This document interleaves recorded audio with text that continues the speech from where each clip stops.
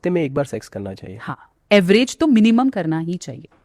Okay, तो मतलब जैसे आपने सेक्स की बात की, तो ये क्या रहता है कि इसकी भी है कि हफ्ते में इतने बार ही करना चाहिए? जैसे आपने कहा एक बार, तो मिनिमम वन टाइम है। जैसे कि अगर कोई कहता है कि पार्टनर्स मेरे पे ध्यान नहीं देता है, एक या दो बार करता है, एज के अकॉर्डिंग क्या ये चेंजेस होते हैं? बिल्कुल होते हैं। ओके। एज के अनुसार आपकी बॉडी नीड्स और हार्मोन्स बढ़ते हैं और घटते हैं, ठीक है।